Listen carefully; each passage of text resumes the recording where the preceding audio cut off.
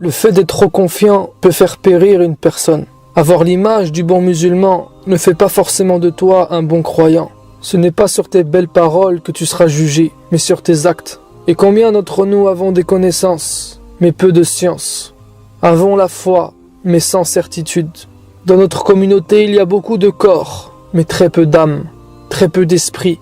Beaucoup sont entrés dans l'islam et en sont sortis, consciemment ou inconsciemment. Beaucoup ont su des choses, mais ils ne les ont pas pratiquées. La religion de certains est semblable à une paille qui est posée sur leur langue. Si tu leur demandes s'ils croient au jour du jugement, ils répondront oui, bien sûr. Alors que wallahi, par le maître du jour des comptes, ils mentent. Ils n'y croient pas vraiment. Leurs membres sont en apparence soumis. Ils ont l'air de se préparer pour ce jour, mais leur cœur ne frémit pas pour cela.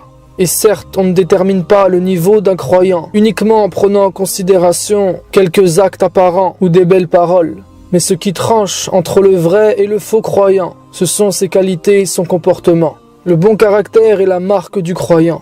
Et parmi ces signes est le fait qu'il doit avoir une force dans la religion. Il est ferme en ce qui concerne la pratique des ordres d'Allah. Et sa fermeté est accompagnée d'une douceur et d'une intelligence. Sa foi ne se résume pas à une croyance, mais c'est une conviction implantée dans son cœur. Et rien ni personne ne peut la remettre en question.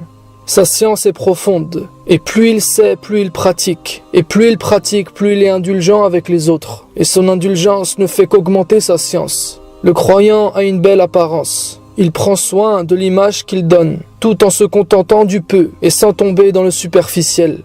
Lorsqu'il est riche, il est modéré. Lorsqu'il dépense, il le fait parce qu'il en a besoin. Le croyant a de la miséricorde envers celui qui est essoufflé. Il donne le droit aux gens. Peu importe la personne qui est en face de lui, qu'importe ce qu'il subit, le croyant reste toujours juste. Il ne fait aucune injustice à celui qui le déteste. Il n'aide pas celui qu'il aime en commettant un péché. Il ne calomnie pas. Il ne cherche pas à salir l'honneur de ceux qu'il n'aime pas. Il laisse les autres tranquilles et il ne se moque pas. Il ne dénigre pas et il ne parle pas pour rien. Ses propos sont toujours utiles, jamais futiles. Il ne passe pas son temps à se divertir, mais il sait faire la part des choses. Il ne sème pas la discorde, s'abstient plutôt que de diviser. Il ne convoite pas ce qui ne lui appartient pas.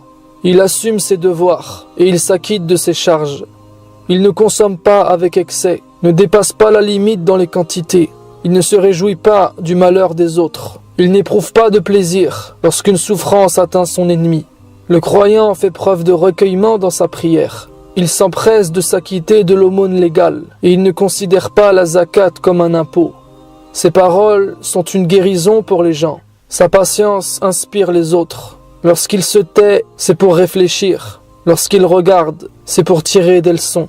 Il fréquente les savants afin d'apprendre. Il observe le silence lorsqu'il est avec eux.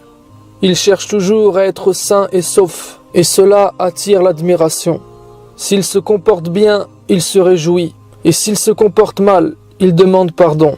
Si on lui fait des reproches, il les comprend, et si on se moque de lui, il pardonne. S'il subit une injustice, il patiente, et si on l'opprime, il s'éloigne. Il a confié sa protection personnelle à Allah. Il ne s'en remet qu'à lui, car il est certain que seul Allah peut l'aider véritablement. Lorsqu'il est en public, il est posé et ne cherche pas à se faire remarquer. Et lorsqu'il est seul, sa piété se manifeste. Le croyant est satisfait de ce qu'il possède. Il est reconnaissant envers Allah et le remercie de vivre dans l'aisance. Il endure les malheurs, le désespoir ne l'atteint pas, et l'avarice ne prend jamais le dessus sur lui. S'il s'assoit avec ceux qui font du bruit, il est parmi ceux qui invoquent Allah. Et s'il s'assoit avec ceux qui invoquent Allah, tu le prendrais pour celui qui l'invoque le moins, car il ne cherche surtout pas à se donner une image. Il n'est pas vaincu par l'ostentation. Son niveau de piété et la qualité de son adoration est un secret qu'il veut garder entre lui et Allah. Le croyant a un visage souriant, il fait le bien et il est généreux, il est compatissant et cherche à être utile aux autres. Si on coupe les liens de parenté avec lui, il les entretient. Si on lui fait du mal, il supporte, et il ne cherche pas à salir l'honneur de celui qui l'humilie. La vie terrestre n'a de valeur pour lui que parce qu'elle l'aide à préparer son au-delà. Il ne cherche pas à s'y installer durablement, et il ne vise pas la profusion dans les possessions. Le croyant fait toujours confiance en Allah, et il ne pense jamais du mal de lui. Le croyant est paisible, tendre, pieux, modeste, accessible et facile. Il ne se fait pas piquer 2 fois au même endroit. Il est intelligent en ce qui concerne sa religion et il est satisfait en ce qui concerne sa vie terrestre.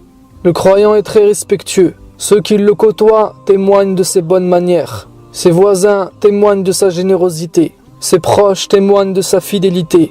Et Allah témoignera de sa soumission. Il fuit les châtiments de l'enfer. Sa main est tendue vers le bien. Il se fatigue à faire son examen de conscience. Et les gens sont à l'abri de lui. Lorsqu'il promet, il est franc. Il tient ses paroles. Il pardonne facilement et rapidement. Il se maîtrise dans la colère. Lorsqu'on l'instruit, il apprend. Et lorsqu'on lui explique, il comprend. Celui qui le fréquente est gagnant. Il se sert de sa raison pour vivre et avancer. Il se repose peu et il œuvre beaucoup. Le croyant pleure souvent. Et il aime ce monde car il aime tout ce qui vient d'Allah. Mais il aime Allah plus que tout et il est pressé de le rencontrer. Sa pudeur fait son charme. Il ne se retient pas de dire à ceux qu'il aime qu'il les aime. Le croyant aime et est aimé. Alhamdulillah, il y a plus d'1 milliard de musulmans sur cette terre. Mais combien de vrais croyants?